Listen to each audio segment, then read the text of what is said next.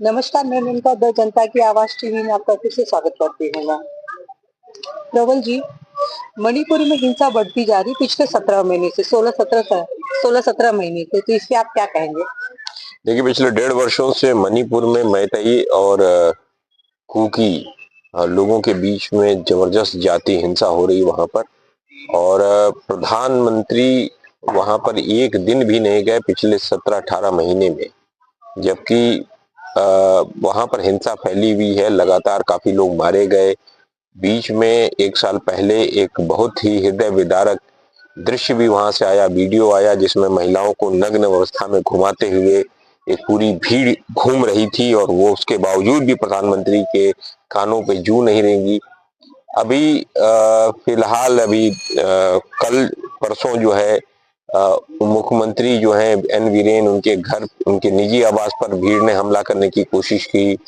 कुछ विधायकों के घरों पर, चाहे वो किसी भी पार्टी को, विधायकों के घरों पर भी हमला करने की कोशिश की। स्थिति बड़ी खराब है। वहां पर 6 लोगों की लाशें अभी नदी किनारे मिली है। वहां पर कुकी और मैतेइयों के बीच में शांति समझौता कराने में ये सरकार विफल है। प्रधानमंत्री विदेश घूम रहे हैं, महाराष्ट्र के चुनाव में घूम रहे हैं, झारखंड के चुनाव में घूम रहे हैं, यहाँ अमित शाह भी घूम रहे हैं, लेकिन उनके पास, उन दोनों के पास मौका नहीं है कि वह जाएं और उन लोगों के आंसू पोंछे और वहां की समस्याओं का समाधान कराएं। उसकी जगह पर राहुल गांधी कई बार गए, विपक्ष के नेता होने के बावजूद वहां पर 2 बार गए, वहां के कैंपों का निरीक्षण किया, लोगों से मिले, कोशिश की, लोगों की बातें सुनने, संवाद स्थापित करने की कोशिश की। मुझे लगता है कि सरकार फेल है। एन बीरेन सिंह की सरकार जो भारतीय जनता पार्टी की, वो फेल है, और दूसरी जो है नरेंद्र मोदी की सरकार, अमित शाह जो उसमें गृह मंत्री, ये दोनों फेल है। और इसमें तो गृह मंत्री को, क्योंकि आंतरिक सुरक्षा का मामला है, और वो जो है बॉर्डर स्टेट है जो म्यांमार से लगा हुआ है, एक तरफ उसका बॉर्डर म्यांमार से लगा हुआ है, एक तरफ वो कुछ दूरी के बाद बांग्लादेश शुरू हो जाता है। तो ऐसे बॉर्डर स्टेट पर चीन का इन्फ्लुएंस भी म्यांमार में बड़ा है। कुछ मेरे हिसाब से बाकी अन्य राज्यों में भी खतरा बढ़ेगा। तो ये जो सोची समझी राजनीति नरेंद्र मोदी, अमित शाह कर रहे हैं, मुझे लग रहा है ये चाइना को फायदा पहुंचाने का पूरा है। अभी कुछ दिन पहले किसी स्टेट के मुख्यमंत्री, मिजोरम के शायद, अभी विदेश में गए थे, उन्होंने एक नए राष्ट्र की परिकल्पना की बात की थी, जिसमें म्यांमार, बांग्लादेश और मिजोरम के इलाकों में एक नया राष्ट्र बनाने की बात कही।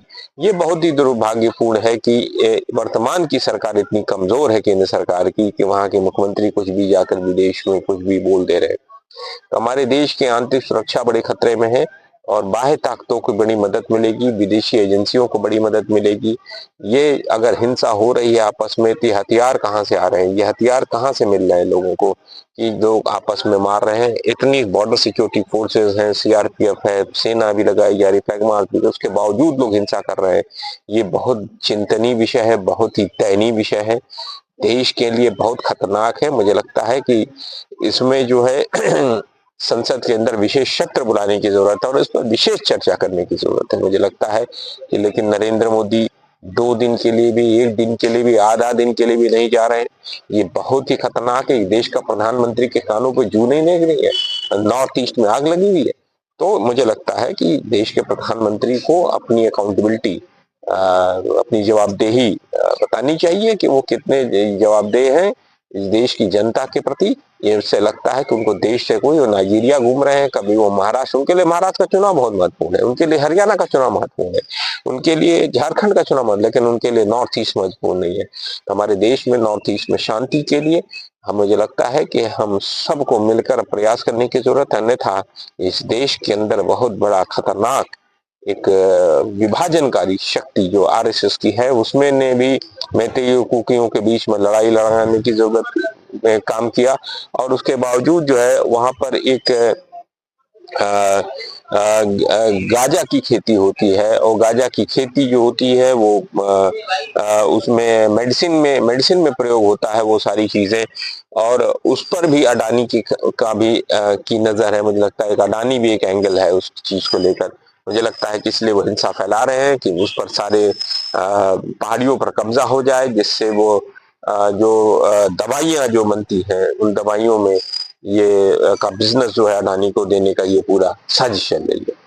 इसी तरह का वीडियो देखना चाहते हो तो प्लीज मेरे चैनल को लाइक करिए, शेयर करिए, सब्सक्राइब करिए और ये वीडियो कहाँ से देख रहे हैं ये भी मुझे कमेंट करके बताइए। धन्यवाद। नमस्कार।